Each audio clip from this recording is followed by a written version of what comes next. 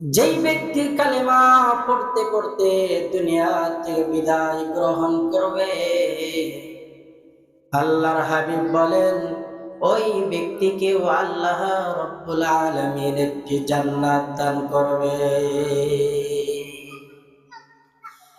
আমার ভাইরা ভালো মতো খেয়াল করেন, যেই ব্যক্তি ঈমান নিয়ে কবরের বাড়িতে যাইতে পারবেন, তাকে আল্লাহ পাক রব্বুল আলামিন একটি জান্নাত দান করবেন। যে জান্নাতটা কত বড়! আল্লাহর হাবিব সাল্লাল্লাহু আলাইহি ওয়াসাল্লাম বলেন, এই দুনিয়ার চাইতে 10 গুণ বড় হইল এই জান্নাত।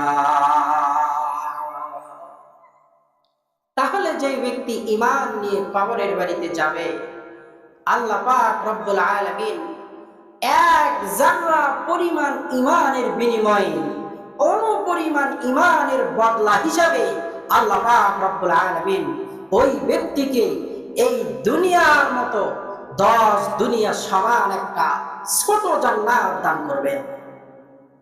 তাহলে এই কথা দ্বারা স্পষ্ট বোঝা যায় যে সবচাইতে ছোট জান্নাত যেটা, সেই জান্নাতটাও এই দুনিয়ার চাইতে 10 গুণ বড়। এজন্য আমরা সব সময় বলি মানি, সব হারাইতে আমরা রাজি, কিন্তু ঈমান হারাতে আমরা রাজি নয়। কারণ ঈমানই হলো মুসলমানদের মূল সম্পদ। এজন্য বলি, যা আছে মোর সব নিয়ে যাও, ঈমান আমার নিও না।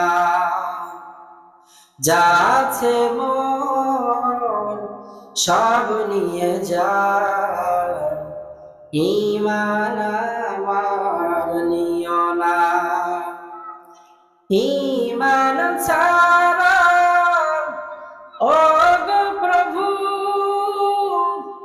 মরণ আমায় দিও না। যা আছে মোর সব নিয়ে যা, ঈমান আমার নিও না। যা আছে মোর সব নিয়ে যা, ঈমান আমার নিও না। ঈমান সবচাইতে একজন মানুষের জীবনের সবচাইতে দামি সম্পদ হলো ঈমান। আর একজন মানুষের জীবনের সবচাইতে দামি পরিচয় হলো আমি একজন মুসলিম, আমি মুসলিম ঘরের সন্তান। তাহলে সবচাইতে দামি পরিচয় হলো আমি মুসলিম। আর একজন মানুষের জন্য সবচাইতে তার জীবনের দামি সম্পদের নাম হইল ঈমানের সম্পদ। যে ব্যক্তি ঈমান হারা সেই ব্যক্তি সর্বহারা। ঈমান শব্দের শাব্দিক অর্থ হলো আন্তরিক বিশ্বাস। জীবনের সর্বদিক ও সর্ববিভাগে, সর্ব স্তরে, সর্ব সেক্টরে আল্লাহ ও আল্লাহ পাকের রাসূলের নিঃশর্ত পূর্ণাঙ্গ ইত্তেবা, অনুসরণ ও ভালোবাসা রাখার নামই হলো ঈমান। আল্লাহ রাব্বুল আলামিন মানুষের হেদায়েতের জন্য একটি কিতাব দান করেছেন আমাদেরকে। কিতাবের নাম হলো কোরআনুল কারীম। আল্লাহ পাক রব্বুল আলামিন দীর্ঘ 23 বছর যাবত আমাদের পয়গম্বর মুহাম্মদুর রাসূলুল্লাহ সাল্লাল্লাহু আলাইহি ওয়াসাল্লামের উপরে এই কোরআনকে নাজিল করলেন। কখনো কখনো এক আয়াত, আবার কখনো কখনো 2 আয়াত, আবার কখনো কখনো অর্ধেক সূরা, আবার কখনো কখনো পুরা সূরা হিসাবে আল্লাহ পাক রব্বুল আলামিন 23 বছর যাবত এই মর্যাদাপূর্ণ দামি শ্রেষ্ঠ কিতাব আমার পয়গম্বরের উপরে নাজিল করলেন। আমার ভাইরা ভালো মতো খেয়াল করেন, এই কোরআনুল কারীম এত আজিম কিতাব, এত বরকতপূর্ণ, এত রহমতপূর্ণ কিতাব, যেই কিতাবের দিকে তাকিয়ে থাকলেও আমলনামায় সওয়াব আছে না নাই? যেই কিতাব পড়লেও সওয়াব, যেই কিতাবের দিকে তাকিয়ে থাকলেও সওয়াব, যেই কিতাব বুকে জড়ায়া ধরলেও সওয়াব, যেই কিতাব অনুযায়ী জীবন যাপন করলেও সওয়াব। এমন ফজিলতপূর্ণ দামি কিতাব আল্লাহ পাক রব্বুল আলামিন আমাদের জীবন যাপন করার জন্য আল্লাহর হাবিবের উপরে নাজিল করলেন। আর আল্লাহ পাক রব্বুল আলামিন এই কোরআনুল কারীমের মধ্যে সর্বপ্রথম আল্লাহ পাক রব্বুল আলামিন যে দাওয়াতটা দিলেন, সেই দাওয়াতের নাম হইল ঈমানের দাওয়াত। ঈমানই একজন মুসলমানের মূলধন। এজন্য সর্বশ্রেষ্ঠ কিতাবের মধ্যে আল্লাহ পাক রব্বুল আলামিন সর্বপ্রথম ঈমানের দাওয়াত দিলেন। কোরআন সর্বপ্রথম আমার সঙ্গে কথোপকথন শুরু করে ঈমানের দাওয়াত নিয়ে। আলিফ লাম মিম মানা আল্লাহু আ'লামু বিমুরাদিহি। আল্লাহ পাক ভালো জানেন এটার অর্থ। যালিকাল কিতাব, ওই কিতাব যে কিতাবের মধ্যে কোনো সন্দেহ এবং সংশয় নাই। লা রাইবা ফি হুদাল লিল মুত্তাকিন, এই কিতাব মুত্তাকিদের জন্য পথ প্রদর্শক। এগুলো কোরআনুল কারীমের পরিচিতি। এরপরে আল্লাহ পাক রব্বুল আলামিন বলেন, আল্লাযীনা ইউমিনুনা বিল গায়ব, তোমরা গায়েবের প্রতি বিশ্বাস স্থাপন করো। আল্লাহ রব্বুল আলামিন বলেন, আল্লাযীনা ইউমিনুনা বিল গায়ব, তোমরা গায়েবের উপরে বিশ্বাস স্থাপন করো। ওয়া ইউকিমুনাস সালাহ, এবং নামাজ কায়েম করো। ওয়া ইউতুনাজ যাকাত, আর যাকাত প্রদান করো।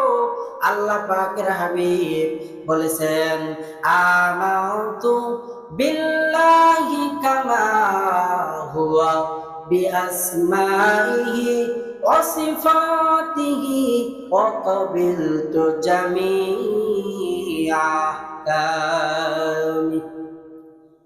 আমানতু বিল্লাহ, আমি ঈমান আনলাম ওই মহামহিয়ান গরিয়ান রবের উপরে, যিনি আমাকে সৃষ্টি করেছেন। ওয়া সিফাতিহি, আল্লাহ পাকের সমস্ত সিফাতের উপরে, আল্লাহ পাকের সমস্ত গুণাবলীর উপরে, আল্লাহ পাকের সমস্ত আহকাম ও আরকানের উপরে। ওয়া আসমাইহি, আল্লাহ পাকের সমস্ত নাম সমূহের উপরে। আমার ভাইরা, আল্লাহ পাক রব্বুল আলামিনের 3000 নাম। কত হাজার নাম? আল্লাহ পাক রব্বুল আলামিনের 3000 নাম। 1000 নাম আল্লাহ পাক রব্বুল আলামিন ফেরেশতাদেরকে শিখিয়ে দিলেন। বাকি রইল আরো 2000 নাম। আরো 1000 নাম আল্লাহ তাআলা পয়গম্বর এবং নবী রাসূলদেরকে শিখিয়ে দিলেন। বাকি রইল আরো 1000 নাম। 300 নাম আল্লাহ পাক রব্বুল আলামিন তাওরাতের মধ্যে দিলেন। আরো 300 নাম আমার মালিক জাবুরের মধ্যে দিলেন। আরো 300 নাম আল্লাহ পাক রব্বুল আলামিন ইনজিল কিতাবের মধ্যে দিলেন। বাকি রইল আরো 100টি নাম। আল্লাহ পাক রব্বুল আলামিন 99টি নাম সর্বশ্রেষ্ঠ গ্রন্থ কোরআনুল কারীমের মধ্যে দিলেন।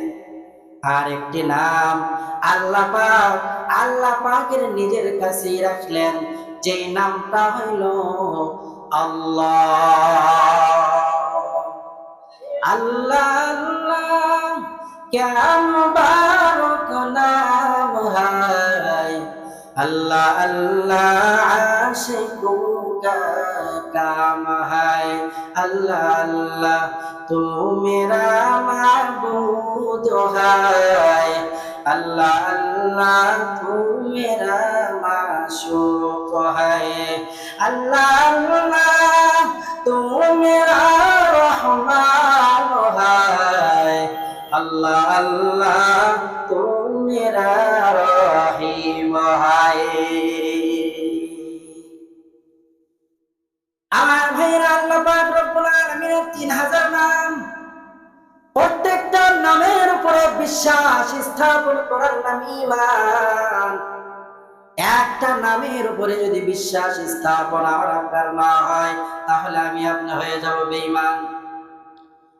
এক কথায় কোরআনুল কারীমের বিসমিল্লাহর বা থেকে সূরা নাসের সিন পর্যন্ত, শুরু থেকে শেষ পর্যন্ত প্রত্যেকটা আয়াতের উপরে, প্রত্যেকটা হরফের উপরে, প্রত্যেকটা আলফাজের উপরে বিশ্বাস স্থাপন করার নামই হলো ঈমান। ঈমান তো সহজ জিনিস নয়। আল্লাহ পাক রব্বুল আলামিন ঈমানকে খুব দামি করে বানিয়েছেন। একজন ব্যক্তি দুনিয়া থেকে বিদায় গ্রহণ করলো, মালাকুল মউতের সামনে দাঁড়ালো, ঈমান হারা হয়ে ইন্তেকাল করলো। আল্লাহর হাবিব বলেন, ওই ব্যক্তির দুনিয়াতে যত টাকা পয়সা থাকুক না কেন, যত ধন দৌলত বাড়ি গাড়ি অট্টালিকা ব্যাংক ব্যালেন্স থাক না কেন, যদি ঈমান নিয়ে ওই ব্যক্তি দুনিয়া থেকে বিদায় গ্রহণ করতে না পারে, তাহলে ওই ব্যক্তি হইল দুনিয়ার মধ্যে সবচাইতে সর্বহারা।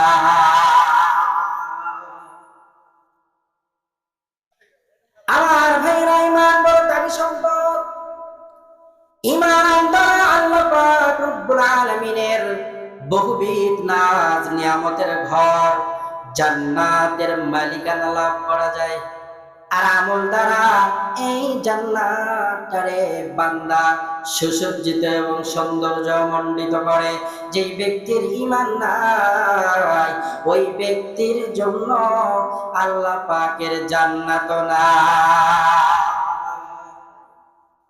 এজন্য ঈমান হারা হওয়া যাবে না। আল্লাহ পাক রব্বুল আলামিন বলেন, যেই সমস্ত ব্যক্তিগুলো মালাকুল মউতের সামনে দাঁড়াবে, মালাকুল মউতের দুইটি সূরাত, একটা হলো নেক সূরাত আর একটা হলো বদ সূরাত।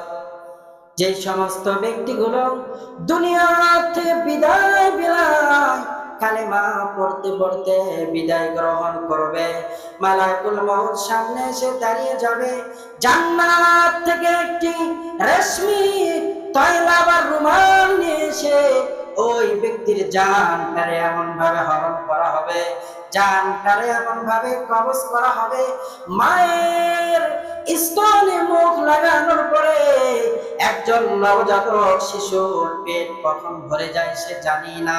একজন ঈমানদারের বক্ষ থেকে ঈমান এমন ভাবে, জানটারে এমন ভাবে কবজ করা হবে, ওই ঈমানদার জানতেই পারবে না।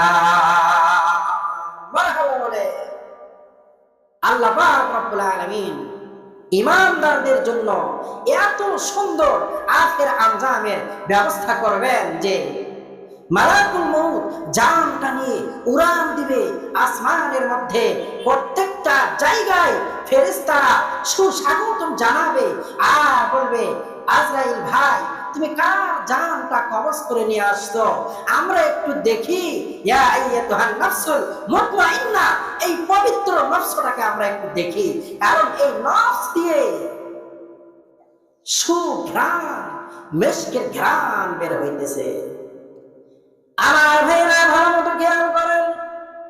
আর যে ব্যক্তি ঈমান হয় মালাকুল মউতের সামনে দাঁড়াবে, মালাকুল মউত সামনে এসে দাঁড়িয়ে যাবে, একজন বক্কার বেঈমান ব্যক্তি মালাকুল মউতকে দেখার সঙ্গে সঙ্গে তার কলিজাটা শুকিয়ে যাবে। হাদিসের ভেতরে পড়েছি, দুনিয়ার সমস্ত সাগরের পানিগুলো যদি দুনিয়ার সমস্ত নদী নালা খাল বিলের পানিগুলো যদি এই বেঈমানের মুখের ভিতরে দেওয়া হয়, তারপরে নাকি ওই বেঈমানের পিপাসা নিবারণ হবে না। কারণ মালাকুল মউতকে দেখার সঙ্গে সঙ্গে তার কলিজাটা শুকিয়ে যাবে। কারণ মালাকুল মউত আর স্বাভাবিক চেহারা নাই, মালাকুল মউত এবার ভয়ঙ্কর চেহারা নিয়ে বেঈমানের সামনে দাঁড়িয়ে যাবে। বেঈমান যখন মালাকুল মউতের দিকে তাকাবে, তাকানোর সঙ্গে সঙ্গে দেখবে মালাকুল মউতের পাটা জমিনে, মাথাটা সাত আসমানের উপরে। মালাকুল মউতের এমন ভয়ানক চেহারা হয়ে যাবে, প্রত্যেকটা পশমের গলা দিয়ে আগুনের ঝিলকা বের হবে। আর মালাকুল মউতের দুইটা চোখই শুধু নয়, দুই চোখ দিয়ে তো আগুন বের হবে। আর মালাকুল মউতের পুরা শরীরের মধ্যে ভয়ানক ভয়ানক চক্ষু থাকবে, যেই চক্ষুর হিসাব করা কোন বান্দার পক্ষে সম্ভব নয়। বেঈমান মৃত্যুবরণ করবে, আখের আঞ্জাম খুব খারাপ হয়ে যাবে। আমার বাবা যদি আমার দিকে একটু বড় বড় চোখ তুলে তাকায়, তাহলেই তো আমার কাঁপুনি ছুটে যায়। বাবার সামনে আমি স্থির হয়ে দাঁড়িয়ে থাকতে পারি না। আমারও তো ছোট্ট মেয়ে আছে, যদি একটু চোখ একটু বড় বড় করে তাকায়, তো তাকানোর সঙ্গে সঙ্গে কান্না করে ফেলে। বাবাকে দেখে বড় ভয় পায়। একজন বক্তার মালাকুল মউতকে দেখানোর সঙ্গে সঙ্গে ওই চক্ষুগুলো দেখে খুব ভয়ে তার অবস্থাটা আবার খারাপ হয়ে যাবে। মানুষ মৃত্যুবরণ করার সময় বড় বড় চক্ষু বের করে, আবার মৃত্যুবরণ করার সময় হাই হতাশ করে, জিহ্বা বের করে, বড় বড় হাত করে পেশাব পায়খানা করে ফেলে। আমার ভাইরা, তাহলে আমরা তো স্পষ্ট ভাষায় বলতে চাই, ওই ব্যক্তির আখের আঞ্জাম তো ভালো হলো না। ইমানই মানুষের মূলধন। ইমান হারা হয়ে যদি দুনিয়া থেকে বিদায় গ্রহণ করি, তাহলে তো আমি আপনি সব হারা। হ্যাঁ, আসুন আল্লাহ পাক রব্বুল আলামিন আমাদেরকে যেন ইমান সহকারে কবরের বাড়িতে যাওয়ার মতো তৌফিক দান করেন। ইমান হারা হয়ে যেন আমরা দুনিয়া থেকে বিদায় গ্রহণ না করি। ইমানের পরীক্ষা দিয়েছে হযরত বেলাল। উমাইয়ার বাড়িতে বেলাল রাদিয়াল্লাহু তাআলা চেহারা বড় কালো, কিন্তু অন্তরটা হলো ভালো। বেলাল রাদিয়াল্লাহু তাআলা আহাদ আহাদ আহাদ আল্লাহ পাকের নাম জপে। উমাইয়া ডাকতে বলে, বেলাল আমার বাড়িতেই থাকো, আমার বাড়িতে কাজ কর্ম করো, আমাকে না মেনে তুমি আমাদের খোদার না মেনে কোন খোদারে মানো? বেলাল সঙ্গে সঙ্গে ডাকতে বলে, বেঈমান উমাইয়া, আমি তো ওই খোদার মানি, রব্বিস সামাওয়াতি ওয়াল আরদ। যে রব আসমান বানিয়েছেন, যেই রব জমিন বানিয়েছেন, যেই রব পুরা কায়নাতের সব কিছুকে অস্তিত্বে এনেছেন, যেই রব জান্নাত বানিয়েছেন, যেই রব জাহান্নাম বানিয়েছেন, ওই রবের আমি জিকির করি। বেলাল রাদিয়াল্লাহু তাআলা আনহুকে উমাইয়া বলে, উমাইয়া তাড়াতাড়ি ঈমান ছাড়বি, না হয় তোর অবস্থা বড় খারাপ হয়ে যাবে। বেলাল রাদিয়াল্লাহু তাআলা আনহু ডাক দিয়ে বলে, উমাইয়া রে, আমি জীবন দিতে পারি, তবে আমি বেলাল ইমানকে কুরবানি দিতে পারি না।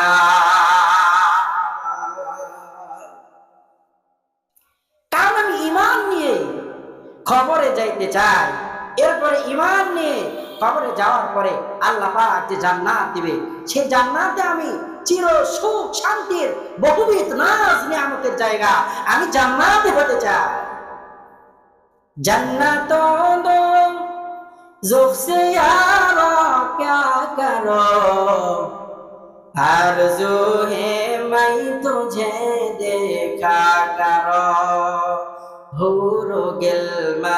जितनी नियामत है तो सबसे बेहतर नियामतें दी दारे तू। বেলাল রাদিয়াল্লাহু তাআলা আনহু বহুবিধ নাজ নিয়ামতের জায়গা জান্নাতে যাইতে চায় ঈমান নিয়ে মৃত্যুবরণ করার পরে। জান্নাতের মধ্যে যত নাজ নিয়ামত আছে আল্লাহ পাকের দিদারের চাইতে বড় নিয়ামত আর একটাও না। উমাইয়া আবার বেলালের প্রতি রাগান্বিত হয়ে গেলেন।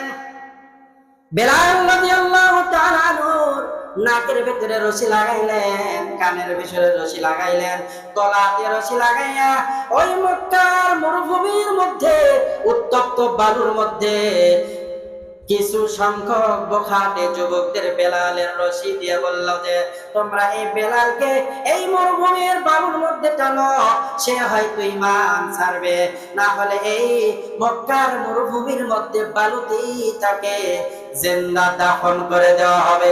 বেলাল রাদিয়াল্লাহু তাআলা আনহু রাখতে বলে ওই উমাইয়ার ছোট্ট ছোট্ট শিশুগুলো আমি বেলাল মক্কার মরুভূমির মধ্যে ওই উত্তপ্ত বালুর মধ্যে যেই দিকে টানে আমি সেই দিকে যাই। একটা পর্যায়ে উত্তপ্ত গরম পাথর আমি বেলালের বক্ষের উপরে দেই, আমি বেলালের পরেও ঈমান ছাড়ি না, আমি বেলালের জিহ্বাটা বের করে উমাইয়া একটা পর্যায়ে পেরাক মারা শুরু করে। এজন্য বেলাল রাদিয়াল্লাহু তাআলা আনহু যখন আযান দেয় তখন আশহাদুর জায়গায় আশহাদু শোনা যায়। মক্কার অবস্থা এখন বড় ভালো, বহুদূর দূর থেকে মানুষগুলো আসে আল্লাহর হাবিবকে বলে ওগো আল্লাহর হাবিব, বেলালের মতো কুচ্ছিত চেহারাওয়ালার মুয়াজ্জিনকে আমরা আর দেখতে চাই না। আল্লাহর হাবিব রায় দিয়ে দিলেন আর বললেন বেলাল তুমি ফজর থেকে মসজিদে আযান দিবা না। বেলাল রাদিয়াল্লাহু তাআলা আনহু শোনার সঙ্গে সঙ্গে মসজিদের এক কর্নারে গিয়ে আল্লাহ পাককে ডাকতে বলে ও আমার মালিক,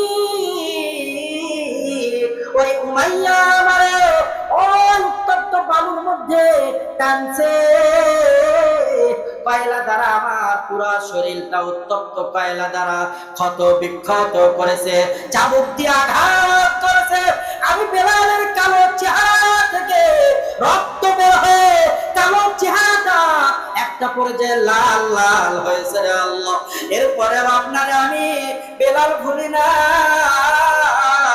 আজকে মক্কা মদিনার সুদিন, এই সুদিনে নাকি আমি মক্কা, এই সুদিনে নাকি আমি মদিনার মুয়াজ্জিন থাকতে পারবো না। আল্লাহ আপনি আমারে এত সহজে কেমনে ভুলে গেলে। আমার ভাইরা বেলাল রাদিয়াল্লাহু তাআলা আনহু সারা রাত কান্না করে বুকটা ভিজাইলে ফজরের সময় কত সুন্দর কণ্ঠে আজান হয়, কিন্তু পূর্ব দিগন্তে সূর্যের আবির্ভাব ঘটে না। পুরো মক্কার মধ্যে আলোচনা সৃষ্টি হয়ে গেছে আজকে সূর্য ওঠে না কেন, আজকে তো বড় দামি ভালো সুরে ওই মদিনার মসজিদে আজান হয়েছে।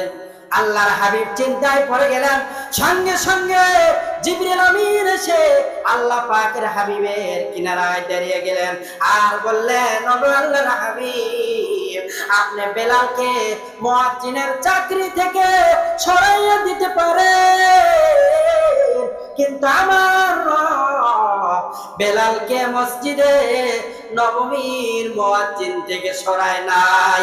যতক্ষণ না পর্যন্ত বেলালের ওই ভাঙ্গা ভাঙ্গা কণ্ঠে ওই আযানের আওয়াজ না হবে, আল্লাহ পাক জানিয়ে দিয়েছে কিয়ামত হয়ে যাবে। ওই পূর্ব দিগন্তে বেলাল আযান না দেওয়া পর্যন্ত আর সূর্য উদিত হবে না। আমার ভাইরা ইমানের বড় দাম, বেলাল রাদিয়াল্লাহু তাআলা আনহু এত অত্যাচার সহ্য করেছেন, কিন্তু ঈমানকে বিক্রি করে নাই, ঈমান নিয়ে কবরে গিয়েছে। বেলাল রাদিয়াল্লাহু তাআলা আনহুর এমন পাওয়ার, আল্লাহ পাকের হাবিব যেদিন মেরাজের রজনীতে মেরাজে গেলেন, আল্লাহর হাবিব জান্নাতের বাহিরে, কিন্তু বেলাল রাদিয়াল্লাহু তাআলা আনহুর পায়ের খরমের আওয়াজ ওই জান্নাতের মধ্যে মারহাবা বলে।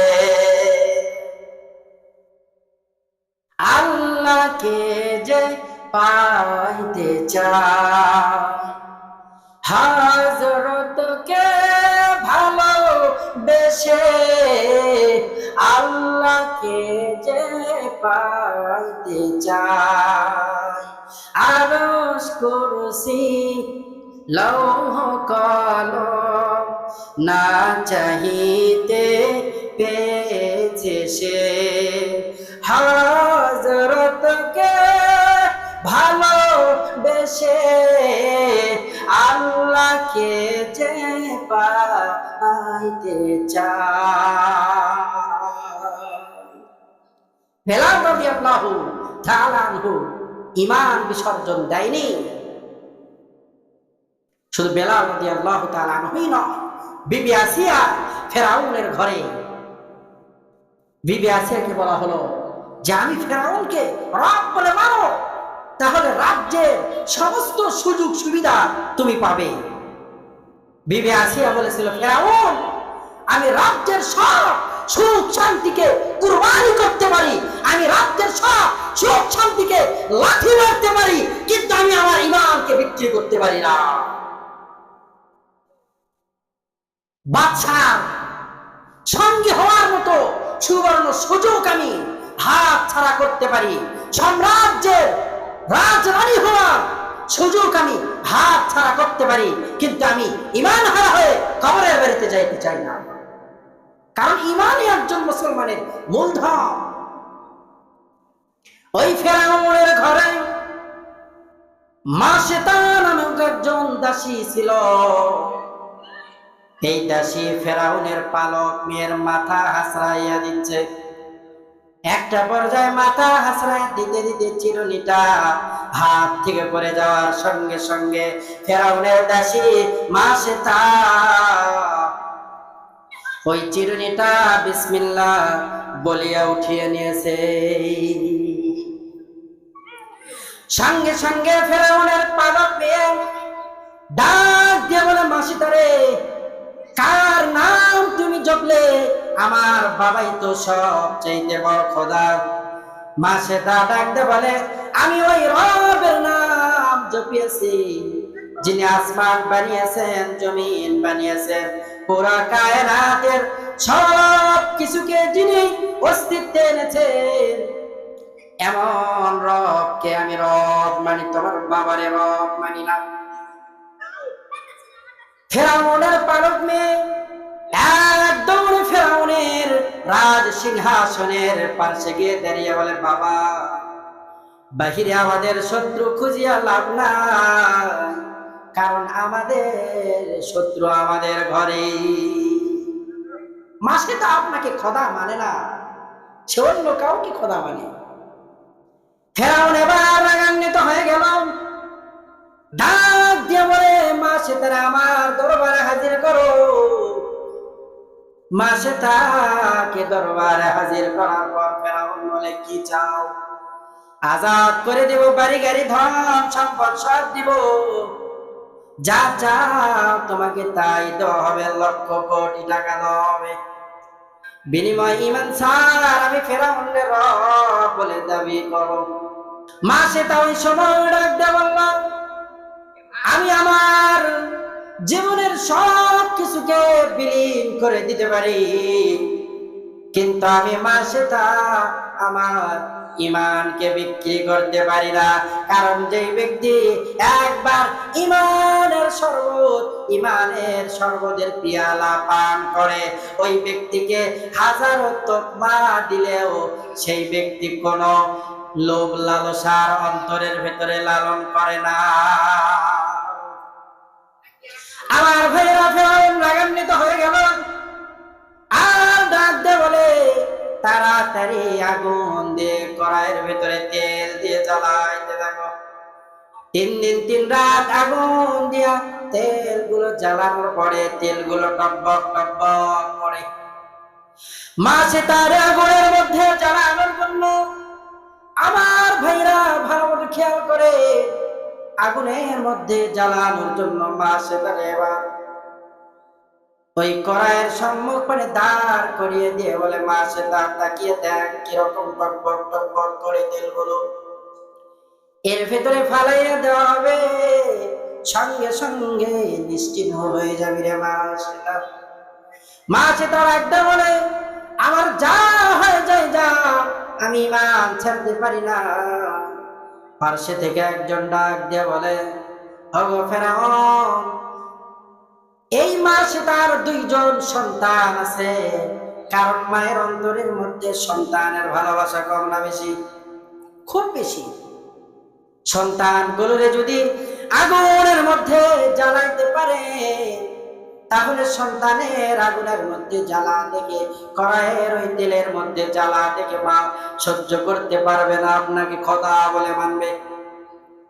তার কথা অনুযায়ী ছোট্ট সন্তানকে ওই আগুনের উত্তপ্ত তেলের মধ্যে ছেড়ে দেওয়ার সঙ্গে সঙ্গে সন্তান ওই আগুনের কড়াইয়ের তেলের ভেতর থেকে ডাক দিয়ে বলে আন্দারামা দরবি বরহানে হক তাগবিনি এসরাতে খাসানে হক আন্দারামা দরকে মান ইজা খুশাম করতে দরসুর রদমিয়ানে আতশা। ও মা, ভালো করে তাকিয়ে দেখো আর তোমার ওই কান্দার শ্রবণ করো। যদিও দেখো উত্তপ্ত তেল, কিন্তু উত্তপ্ত তেল না গো মা, আল্লাহ পাক এই তেলের মধ্যে আমাদের জন্য জান্নাত রেখেছে। সুবহানাল্লাহ বলে। মা সে তাকে এবার জিজ্ঞাসা করা হবে পরেও কি ইমান ছাড়বে? না, ইমান ছাড়তে চাই না। তাহলে এবার তোমার পালা মা সেটা। মা সেটা এবার আগুনের মধ্যে জ্বলতে রাজি, কিন্তু শেষ পর্যায়ে একটা আশা ডাক দিয়ে বলে ফেরাউন, আমাদের মা মেয়ে আমাদের এই হাড্ডিগুলো আর তেলগুলো একটা জায়গায় দাফন করে দিবে, কারণ কিয়ামতে আল্লাহ পাককে দেখাইতে চায় যে আমরা মা মেয়ে জীবন দিয়েছি, এরপরেও ইমানকে বিক্রি করি না। আমার ভাইরা, আল্লাহর হাবিব যেদিন মেরাজের রজনীতে মেরাজ করার জন্য যাইতেছেন, জিবরিল আমিন সঙ্গে আল্লাহর হাবিব খেয়াল করে দেখলেন মিশরের দিক থেকে মেশকের ঘেরান আসে। কিসের ঘেরান? মেশকের ঘেরান, সুঘেরান। আল্লাহর হাবিব বলল, জিবরাইল, এত সুন্দর ঘেরান কোথায় থেকে আসে? জিবরিল আমিন বলল, পয়গম্বর, মিশরের মধ্যে ফেরাউনের একজন দাসী ছিল, সে আর তার সন্তানগুলো দুনিয়ার মধ্যে আগুনের তেলের মধ্যে জ্বলছে, নিজেকে শেষ করে দিয়েছে, এরপরে ঈমান হারা হয়ে ইন্তেকাল করে নাই। আল্লাহর হাবিব বলে, তারা যে ঈমান নিয়ে কবরের বাড়িতে গিয়েছে, এই জন্য তাদের কবর থেকে আল্লাহ পাক রব্বুল আলামিন মিশকের ঘেরান ছুটাইতেছে। এজন্য আমরা সব হারাইতে পারি, কিন্তু ঈমান হারাতে পারি না। ঈমান যে ব্যক্তি হারাবে, ইন্তেকাল করবে, সেই ব্যক্তির জন্য আল্লাহ ও আল্লাহ পাকের রসুল সহ কেউ সুপারিশ করবে না। আমরা জানি যে হাফেজ সাহেবগণ জাহান্নামীদেরকে সুপারিশ করে করে জান্নাতের মধ্যে নিয়ে যাবে, জানি কিনা? কিন্তু ওই ব্যক্তিকে নিবে যে ব্যক্তি ঈমান নিয়ে দুনিয়া থেকে বিদায় গ্রহণ করেছে, যে ব্যক্তি বেঈমান হয়ে মারা গিয়েছে, তার জন্য নবীর শাফাআত খাটবে না। হাফেজ সাহেবের শাফাআত তো দূরের কথা, যে ব্যক্তি ঈমান গ্রহণ করেছে কিন্তু জান্নাতে যাওয়ার মতো আমল নাই, তার জন্য হাফেজ সাহেব সহ মাওলানা সাহেব সহ নবীদের সুপারিশ চলবে। এজন্য বলতেছিলাম যে কোরআনুল কারীমের বিসমিল্লাহ বা থেকে সূরা নাসের সিন পর্যন্ত প্রত্যেকটা হরফের উপরে, প্রত্যেকটা আলফাজের উপরে বিশ্বাস স্থাপন করার নামই হলো ঈমান। জীবনের সর্ব সেক্টরে আল্লাহ পাকের রাসূলের নিঃস্বার্থ পূর্ণাঙ্গ ইত্তেবা অনুকরণের নামই হলো ঈমান। এজন্য আমরা ঈমান হারা হয়ে দুনিয়া থেকে বিদায় নিতে চাই না। আল্লাহ পাক যেন আমাদেরকে ঈমান নিয়ে দুনিয়ার বাড়ি থেকে বিদায় নেওয়ার মতো তৌফিক দান করে। আল্লাহ পাক রব্বুল আলামিন বলেন, ওয়ামান আরাদা যিকরি ফাইন্না লাহু মাঈশাতান যানকা ওয়া নাহশুরুহু ইয়াউমাল কিয়ামাহ। যেই সমস্ত ব্যক্তিগুলো কোরআনুল কারীম থেকে নিজেদের মুখটা ফিরিয়ে নেয়, কোরআনের বিধান থেকে নিজেদেরকে গুটিয়ে নেয়, আল্লাহ পাক রব্বুল আলামিন বলেন তাদের দুনিয়ার জীবনটা হতাশাগ্রস্ত হয়, তাদের দুনিয়ার জীবনটা সংকীর্ণ হয়ে যায়। আল্লাহ পাক আর বলেন, ওয়ানাহশুরুহু ইয়াউমাল কিয়ামাহ ক্বালা রাব্বি লিমা হাশারতানি আ'মা ওয়া ক্বাদ কুনতু বাসীরা। ওই ব্যক্তিকে আল্লাহ পাক রব্বুল আলামিন কিয়ামতের ময়দানে অন্ধ করে কিয়ামতের ময়দানে উঠাইবে। ওই ব্যক্তি তখন জবাব দেবে, ক্বালা রাব্বি লিমা হাশারতানি আ'মা ওয়া ক্বাদ কুনতু বাসীরা। ও রব্বি, কিয়ামতের ময়দানে আজকের এই কঠিন দিনে আপনি আমাদেরকে কেন অন্ধ বানায়া উঠাইলেন? আল্লাহ পাক রব্বুল আলামিন বলবে, বান্দারে, দুনিয়ার জমিনে বসবাস করেছো কিন্তু কোরআন দিয়ে তোমার জীবনটা পরিচালনা করো নাই, কোরআন দিয়ে তোমরা তোমাদের সমাজটাকে পরিচালনা করো নাই, কোরআনের হুকুম দিয়ে তোমরা তোমাদের রাষ্ট্রটাকে পরিচালনা করতে পারো নাই, কোরআনের বিধান থেকে তোমরা দুনিয়াতে যেভাবে তোমাদের মুখ চোখগুলো ফিরিয়ে নিয়েছিলে, মানে অন্ধের মতো থেকেছো, দেখেও না দেখার ভান করেছো, এই জন্য আমি রব তোমাদেরকে সাজা স্বরূপ তোমাদের চক্ষুগুলোকে অন্ধ করিয়া এই হাসরের ময়দানে উঠাইছি। এজন্য কোরআনী বিধান থেকে আমরা কখনো পিছু পা হতে রাজি না। কোরআন দিয়ে রাষ্ট্র পরিচালনা করতে হবে, কোরআন দিয়ে সমাজ পরিচালনা করতে হবে। আজকে আমাদের সমাজের ভিতরে শান্তি নেই, আজকে আমাদের গ্রামের ভিতরে পাড়া মহল্লার ভিতরে শান্তি নেই, যেখানেই যেই যায় আমরা সেখানেই অশান্তির আগুন, দাবানলের আগুন দাও দাও করে চলে। বুঝতে হবে আপনার সমাজে শান্তি না থাকার পেছনে একটাই কারণ, যে আপনি কোরআন ও রাসূল কারীম সাল্লাল্লাহু আলাইহি ওয়াসাল্লামের সুন্নাত থেকে বহুদূর বহুদূর বহুদূর। কোরআন ও রাসূলের সুন্নাত অনুযায়ী যারা জীবন যাপন করবে, তাদের দুনিয়ার জীবন, রাষ্ট্রীয় জীবন, সামাজিক জীবন সব সুন্দর হয়ে যাবে। মূল হাকিকত থেকে আজকে আমরা অনেক দূরে। মুসলমান মূল হাকিকত থেকে আজকে আমরা অনেক দূরে। মুসলমানের থাকার জায়গা কোথায় আর মুসলমান থাকে কোথায়? মুসলমান মসজিদে নাই, মুসলমান মন্দিরে মন্দিরে ঘরে, মুসলমান নামাজের মুসাল্লায় নাই, মুসলমান ওই নর্তকীদের ডান্স দেখার জন্য তাদের অনুষ্ঠানে অনুষ্ঠানে ঘরে, মুসলমান মাহফিলের প্যান্ডেলে নাই কিন্তু মেলায় ঠিকই ঘরে। মুসলমান তাদের মুসলমানিত্ব হারিয়ে ফেলছে, এজন্য মুসলমানরা এই জগতে শান্তিতে নাই। কথা বলেন ঠিক কিনা? সারা বিশ্বের মুসলিম জাতি আজ এক অশান্তির বেড়া জালে আবদ্ধ। মুসলমানরা আজ ইহুদি খ্রিস্টান বেঈমান নাস্তিকদের হাতে লাঞ্ছিত, বঞ্চিত, নিষ্পেষিত, অবহেলিত, অত্যাচারিত, নির্যাতিত, অপমানিত, অপদস্থ। কথা বলেন ঠিক কিনা? কারণ রাসূল করিম সাল্লাল্লাহু আলাইহি সাল্লাম বলেছেন, কিতাব আল্লাহ ওয়া সুন্নাত রাসূলি, দুইটা জিনিস রেখে যায়, দুই জিনিস থেকে তোমরা তোমাদের মুখটাকে ফিরিয়ে নিবে তো তোমরা পথভ্রষ্ট হয়ে যাবে। রাসূলের আদর্শ আমাদের জীবনে নেই। আমাদের জীবনে আমরা শেখ সাহেবের আদর্শ লালন করেছি, আমাদের জীবনে আমরা শহীদ প্রেসিডেন্টের আদর্শ লালন করেছি, আমাদের জীবনে আমরা চাচার আদর্শ ঠিকই আমরা বাঙালি আমাদের অন্তরে লালন করেছি, কিন্তু আল্লাহ পাকের হাবিবের আদর্শ আমরা আমাদের জীবনে লালন করতে পারি নাই। কথা বলেন ঠিক কিনা?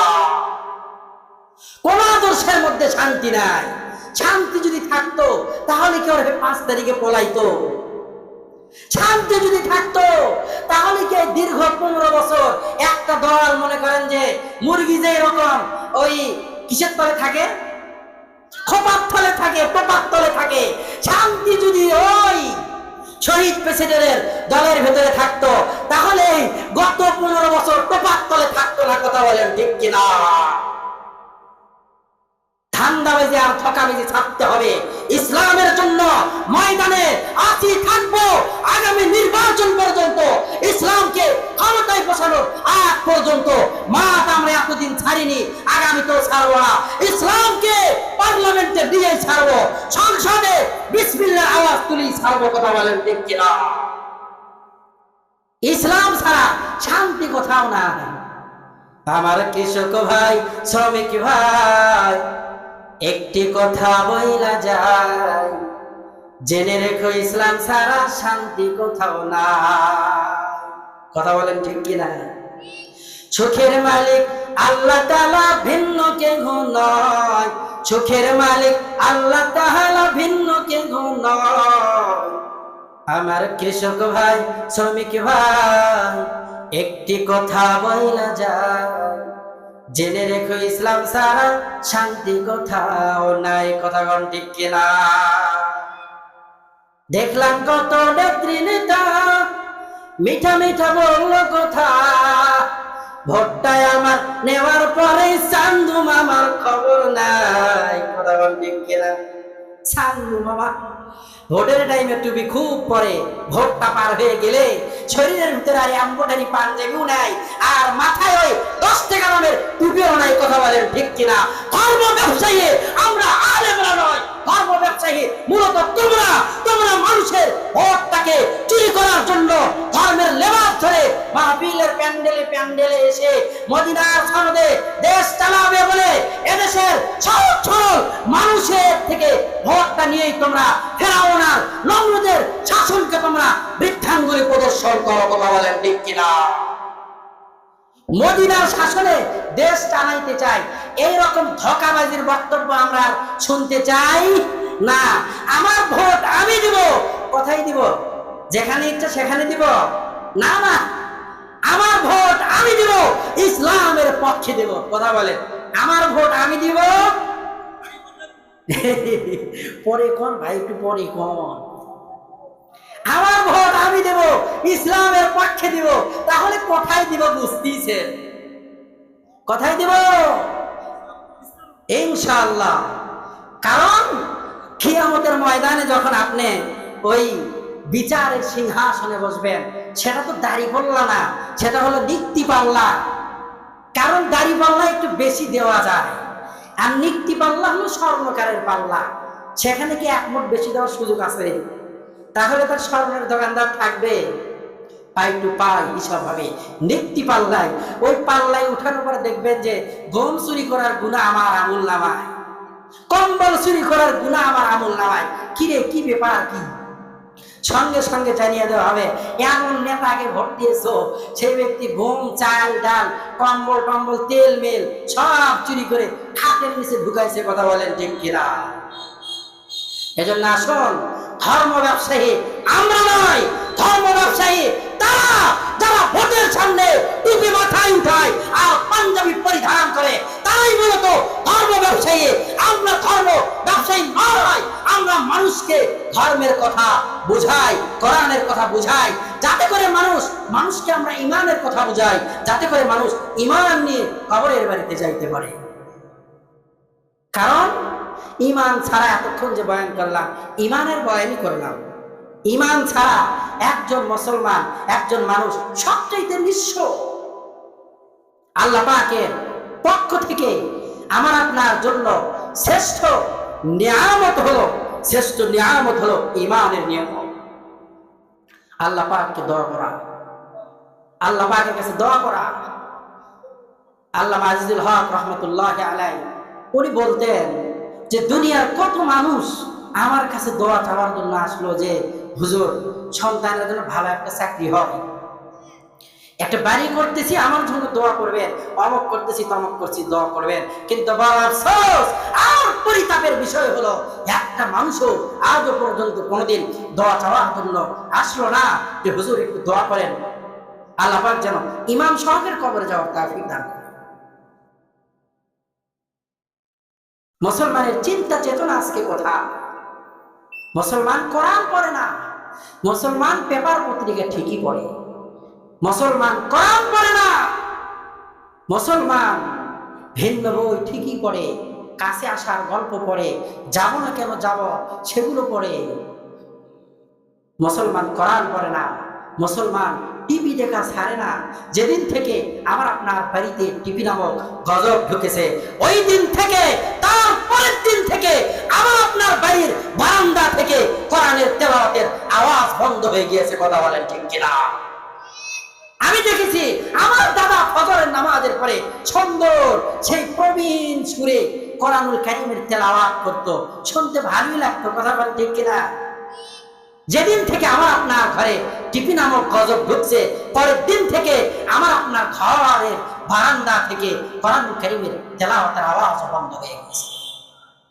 ওই ঘর অন্ধকার, ওই ভেতরটা অন্ধকার, যেই ভেতরে কোরআনুল কারীমের আলো নেই, সেই ভেতরটা অন্ধকার। না আসো, আল্লাহ পাক রব্বুল আলামিন আমাদের সবাইকে ঈমান নিয়ে কবরের বাড়িতে যাওয়ার তৌফিক আল্লাহ পাক দান করুন। অনেক সুযোগ আসবে, অনেক অফার আসবে, আমি খতিবে বাঙ্গাল হতে পারি, কিন্তু ঈমান নিয়ে যদি কবরে যাইতে না পারি, পুরো জিন্দেগির সব আমল বরবাদ, সব আমল বরবাদ। এজন্য আসুন মুনাফিকি ছাড়ুন, মুনাফিকি আমাকে আপনাকে ছাড়তে হবে, না হলে জান্নাতে যাওয়ার কোনো কায়দা নাই। ইন্নাল মুনাফিকিনা ফিদ দারকিল আসফালি মিনান নার, মুনাফিকদের ঠিকানা হয়ে যাবে জাহান্নামের তলদেশে। মুনাফিক কারা? ইসলামের লেবাস ধরে মুসলমানদের ধোঁকা দেয় যারা।